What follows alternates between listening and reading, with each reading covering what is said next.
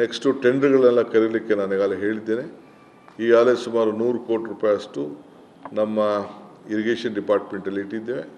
ಮಿಕ್ಕಿದ್ದು ಧಾರ್ಮಿಕವಾದಂಥ ಇಲಾಖೆಯವರು, ಟೂರಿಸಮ್ ಅವರು ಮತ್ತು ನಮ್ಮ ಕನ್ನಡ ಕಲ್ಚರ್ ಅವರು ಏನೇನು ರೆಸ್ಪಾನ್ಸಿಬಿಲಿಟಿ ತೆಗೆದುಕೊಳ್ಬೇಕು ಅದನ್ನು ಕೂಡ ಅವರು ತೆಗೆದುಕೊಂಡು ಅವರು ಕೂಡ ಕೆಲವು ಜವಾಬ್ದಾರಿಯನ್ನು ತೆಗೆದುಕೊಳ್ಳೋರಿದ್ದಾರೆ. ಇದು ನಮ್ಮ ಪರಂಪರೆ, ಧಾರ್ಮಿಕವಾದಂಥ, ಸಾಂಸ್ಕೃತಿಕವಾದಂಥ ಮತ್ತು ಪ್ರವಾಸದ ಇಲಾಖೆಗೆ ಸಂಬಂಧಪಟ್ಟಂತೆ ಯಾವ ರೀತಿ ಇದನ್ನು ಶಕ್ತಿಯನ್ನು ಬಳಸ್ಕೊಂಡು ಅದಕ್ಕೊಂದು ಕಾವೇರಿ ತಾಯಿಗೆ ನಮನವನ್ನು ಸಲ್ಲಿಸಬೇಕು ಆ ಕೆಲಸವನ್ನು ಮಾಡಲಿಕ್ಕೆ ನಮ್ಮ ಸರ್ಕಾರ ಸಂಕಲ್ಪವನ್ನು ಮಾಡಿದೆ. ಅದಕ್ಕೆ ನಮ್ಮಲ್ಲಿ ಬದ್ಧತೆಯನ್ನು ಇಟ್ಕೊಂಡು ಇವತ್ತು ಈ ಸಭೆಯನ್ನು ಕರೆದಿದ್ದೇನೆ. ನಿಮ್ಮ ಆರ್ಥಿಕ ಇಲಾಖೆಯವರು ಅದಕ್ಕೆ ಅನುದಾನ ಕೊಡಲಿಕ್ಕೆ ಒಪ್ಪಿಗೆ ಇಲ್ಲ. ಈಗ ನಿಮ್ಮ ಇಲಾಖೆಯಲ್ಲಿ ಸುಮಾರು 17,000 ಕೋಟಿ ಬಿಲ್ ಬಾಕಿ ಇದೆ, 89,000 ಕೋಟಿ ಈ ಬಾರಿ ಅನುದಾನ ಹೊರತುಪಡಿಸಿ 99,000 ಕೋಟಿ ರೂಪಾಯಿ ನಿಮ್ಮ ಓವರಾಲ್ ಪ್ರಾಜೆಕ್ಟ್ ನಡೀತಾ ಇದೆ. ಅದರಲ್ಲಿ 87,000 ಕೋಟಿ ಇನ್ನೂ ಬಾಕಿ ಇದೆ. ಅದರಲ್ಲಿ ಈ ಬಾರಿ ಈ ಒಂದು ಸ್ಕೀಮ್ಗಳಿಗೆ ಅನುದಾನ ಬೇಡ, ಕಷ್ಟ ಆಗ್ತದೆ ಅಂತ ಒಂದು ತಮಗೆ ನಾವು ಶಿಫಾರಸು ಮಾಡಿದ್ವಿ. ಶಿಫಾರಸು ಯಾರು ಬೇಕಾದ್ರೆ ಏನು ಬೇಕಾದ್ರೆ ಮಾಡಲಿ, ಅಲ್ಟಿಮೇಟ್ಲಿ ಗೌರ್ಮೆಂಟ್ ಡಿಸಿಷನ್ ತಗೊಳ್ಳೋದು. ಸರ್ಕಾರ ಈ ತೀರ್ಮಾನವನ್ನು ಮಾಡಿದೆ.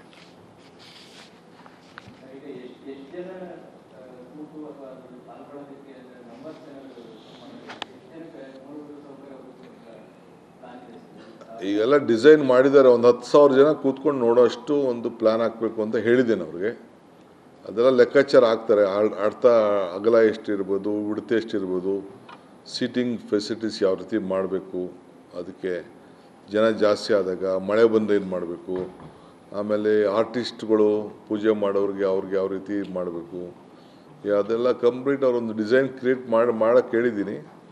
ಆಮೇಲೆ ಈ ಮಧ್ಯದಲ್ಲಿ ನಾನು ಕಾವೇರಿ ಬಗ್ಗೆ ಯಾರು ಒಳ್ಳೆ ಧಾರ್ಮಿಕವಾದಂಥ ಹಾಡುಗಳನ್ನು ಮಾಡಲಿಕ್ಕೆ ಅದಕ್ಕೂ ಕೂಡ ನೀವು ಒಂದು ಎಕ್ಸ್ಪ್ರೆಷನ್ ಆಫ್ ಇಂಟ್ರೆಸ್ಟ್ ಮಾಡಿ ಯಾರು ಕಂಪ್ಲೀಟ್ ಅವರು ಇದನ್ನು ಬೇಕಾದ್ರೆ ಕೊಡಲಿ, ಹಾಡುಗಳನ್ನ ರಚನೆ ಮಾಡಲಿ.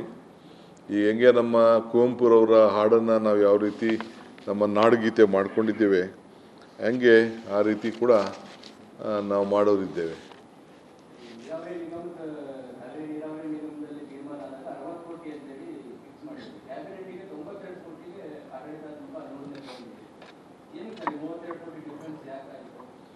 ಈಗ ಇಲ್ಲಿ ಏನಾಗ್ತದೆ, ನಾವು ಇದಕ್ಕೆ ಒಂದು ಸಪ್ರೇಟ್ ಇನ್ಫ್ರಾಸ್ಟ್ರಕ್ಚರ್ ಕ್ರಿಯೇಟ್ ಮಾಡಬೇಕು.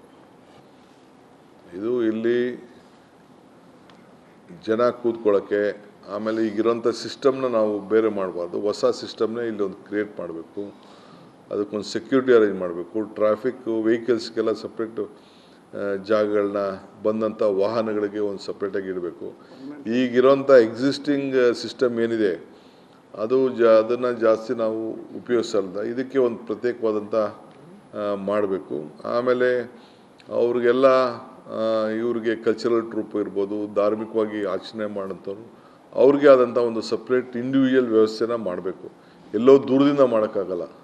ಆ ಸ್ಟೇಜ್ ಕೆಳಗಡೆ ಅದನ್ನು ಮಾಡಬೇಕು. ಈಗೇನು ನಾವೇನು ಸ್ಟೇಜು ಆರತಿ ಮಾಡೋಕ್ಕೆ ತೋರಿಸಿದ್ದೀವಿ, ಅದರ ಕೆಳಗಡೆ ನಾವು ಅದಕ್ಕೆಲ್ಲ ಒಂದು ವ್ಯವಸ್ಥೆನ ಮಾಡಬೇಕು.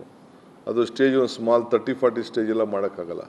ಮಿನಿಮಮ್ ಇಷ್ಟು ಈಗೇನು ಈ ಹಾಲೇನಿದೆ ಇಷ್ಟು ದೊಡ್ಡ ಸ್ಟೇಜ್ ಯಾರು ಇರಬೇಕು.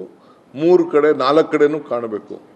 ಇದು ಬಂದು ಸಾರ್ವಜನಿಕರು ಬಂದು ದುಡ್ಡು ಕೊಟ್ಟು ನೋಡಬೇಕು, ಪಾರ್ಟಿಸಿಪೇಟ್ ಮಾಡಬೇಕು, ಜನ ಬಂದು ಫ್ರೀಯಾಗೂ ನಿಂತ್ಕೊಂಡು ನೋಡಬೇಕು. ಆ ರೀತಿ ಮಾಡಬೇಕು. ಆಮೇಲೆ ಕೆಲವರೆಲ್ಲ ಭಕ್ತಿಯಿಂದ ಬಂದು ಬೆಳಗ್ಗೆ ಹೊತ್ತು ಬಂದು ಆ ತಾಯಿಗೆ ಪೂಜೆ ಮಾಡಿ ಸಂಕಲ್ಪ ಮಾಡೋಂಥದ್ದು, ಅವ್ರದ್ದೇ ಆದಂಥ ಧರ್ಮದ ವಿಚಾರದಲ್ಲಿ ಆಚರಣೆ ಮಾಡ್ಕೊಳ್ಳೋಂಥ ಅವಕಾಶ ಕೂಡ ಹಗಲತ್ತು ನಾವು ಮಾಡಬೇಕು. ಧಾರ್ಮಿಕವಾದಂಥ ಸಪ್ರೇಟ್ ಒಂದು ಟೀಮನ್ನೇ ಇದಕ್ಕೆ ಸಪ್ರೇಟಾಗಿ ನಾವು ಇಡಬೇಕು. ಇದಕ್ಕೆಲ್ಲ ಕೂಡ ಯೋಚನೆ ಮಾಡಿ ನಾವು ತೀರ್ಮಾನ ಮಾಡಿ everything will be transparent way. Transparent ಇಲ್ಲದೆ ನಾವೇನು ಮಾಡೋಕ್ಕೋಗಲ್ಲ.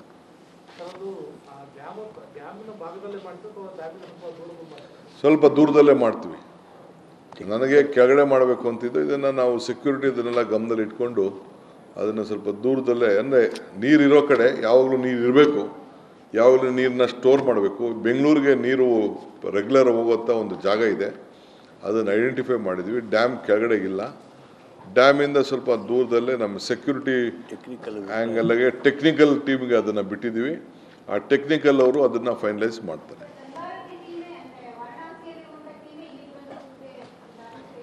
ನಮ್ಮಲ್ಲೇ ಎಲ್ಲರ ಇದೂ ನಾವು ತುಂಗ ಆರತಿ ನೋಡಿದ್ದೀನಿ, ಕಾವೇರಿ ಆರತಿ ಮಾಡಿಸಿದ್ದೀನಿ, ಬೇರೆ ಕಡೆ ನೋಡಿದ್ದೀವಿ. ಅಲ್ಲೆಲ್ಲ ಆಂಧ್ರ ಪ್ರದೇಶದ ಕೆಲವು ವಿಚಾರ ಹೇಳ್ತಾ ಇದ್ದಾರೆ.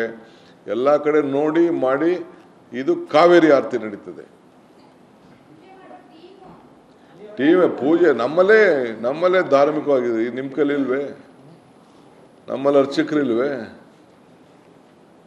ನಮ್ಮ ಅರ್ಚಕಸ್ಯ ಪ್ರಭಾವಿನ ಶಿಲಾದ್ಭವತಿ ಶಂಕರ.